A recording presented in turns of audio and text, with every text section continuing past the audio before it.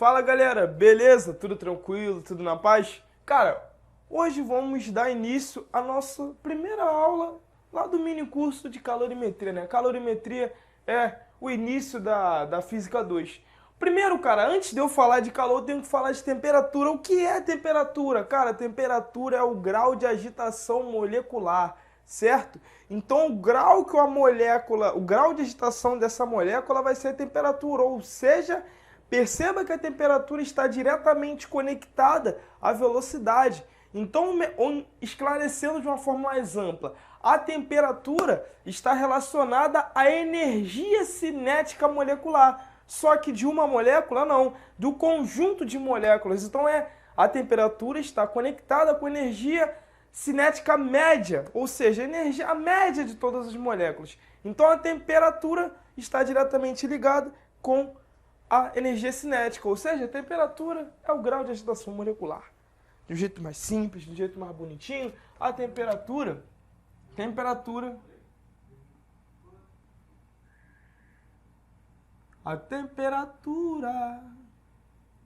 o grau de agitação molecular.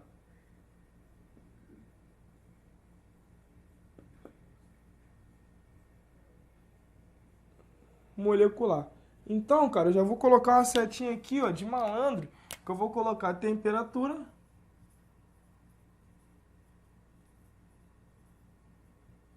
energia cinética. Então, você vai perceber que há uma conexão entre temperatura e energia cinética e equilíbrio térmico, Isaac.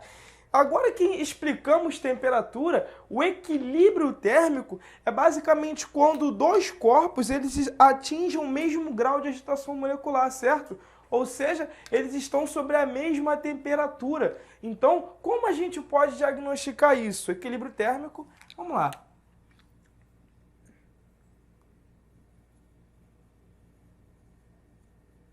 É quando dois ou mais corpos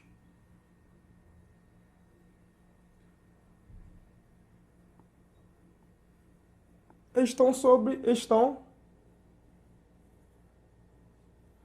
a mesma agitação molecular.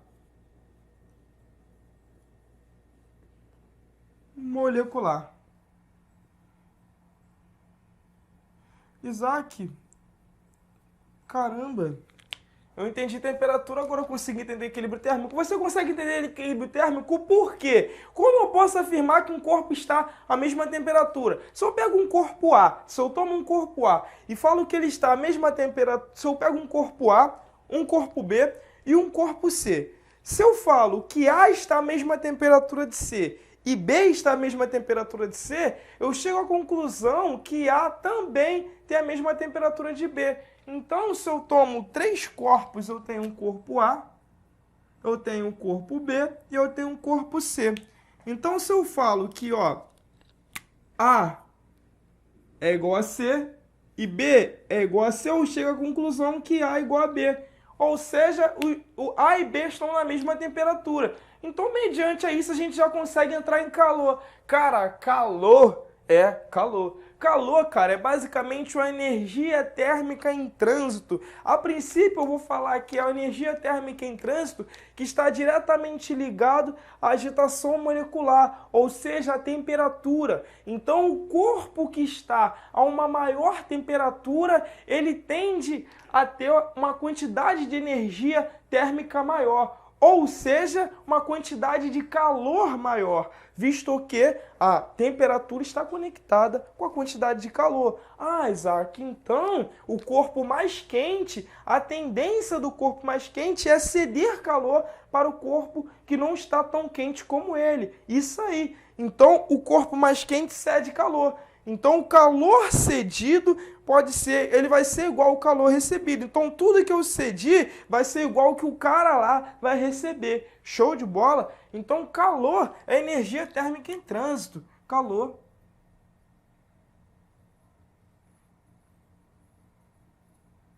Energia térmica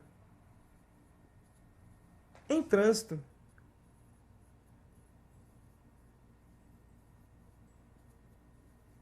Então, vou colocar mais uma vez aqui, ó, calor, de verde, ó, calor,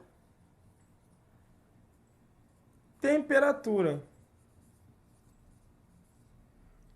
Então, Isaac, se a temperatura está conectada ao calor, eu posso afirmar que o calor está conectado à energia cinética? Sim, porque quanto maior a energia cinética, quanto maior for a agitação molecular das partículas ali, a gente consegue perceber que a quantidade de calor vai ser maior. Então, mediante isso, a gente vai fazer um probleminha.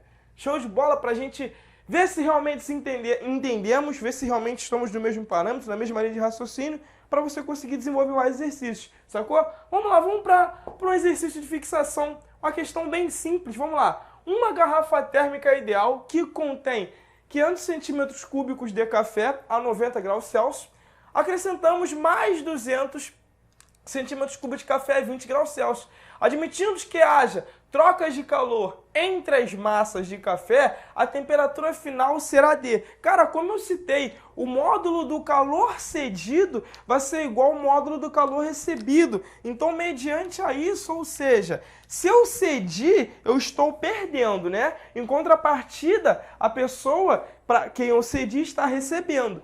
Então, o que eu perdi mais o que eu recebi tem que ser nulo, visto que a quantidade de calor é a mesma. Então, eu já chego nessa formulinha brilhante. Ó, o que cedido mais o que recebido é igual a zero.